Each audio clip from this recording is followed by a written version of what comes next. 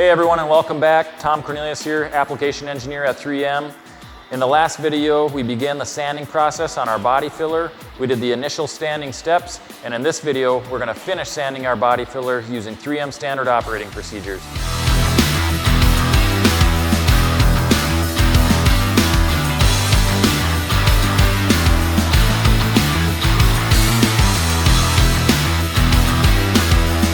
It's important to remember to wear your proper PPE. You can see today I'm wearing a pair of protective gloves. I have a respirator as well as safety glasses. Another thing to remember is that this video is recommended for the body shop or paint shop. For more safety and warranty information, please see the link below. Now that we've completed our initial sanding steps using grade 80 to 120 abrasives, we're ready to transition and do finer abrasive grades, typically a 150 to 180. Again, we strongly recommend the use of dust extraction with either a net or paper abrasive, and further we want to reapply dry guide coat on our body filler as we move into these finer sanding grades. So hopefully the body filler feels good, we're getting straight back to contour.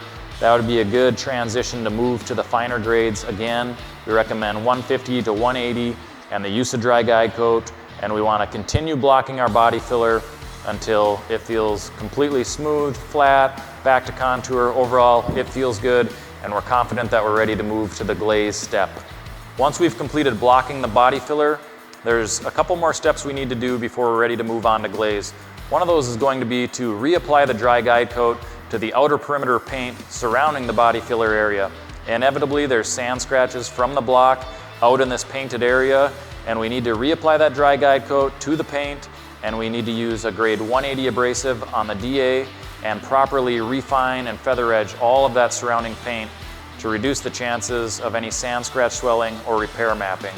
After we've completed this step, the next thing that we need to do again is to use either an air blower, or if we're using a dust extraction system, we can use the Scotch-Brite Clean and Finish disc to get rid of any of that dust that might be on the surface, and at that point we need to thoroughly re-clean the surface. A strong recommendation here is that we apply the VOC compliant solvent-based cleaner directly to the paper towel and have a secondary paper towel, and we want to wipe the body filler with the saturated paper towel followed by a wipe with the dry paper towel. We don't want to apply any cleaning solvent directly to the body filler. Body filler can soak this material up like a sponge and could lead to other issues later.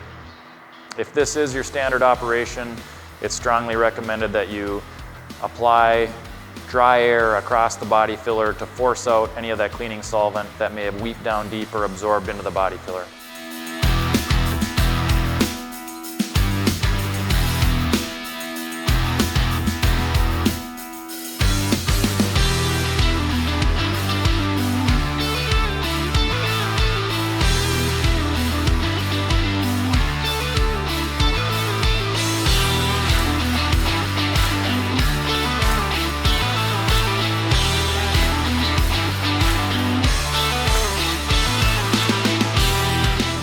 Well, hey guys, that does it for our body filler sanding. Please join us for the next video as we go into the glaze application. Hopefully you enjoyed the video. If you did, please hit the like button. You can share it, subscribe, or you can definitely comment. If you want to find more videos like this, check out the 3M Collision Repair Academy. Thank you.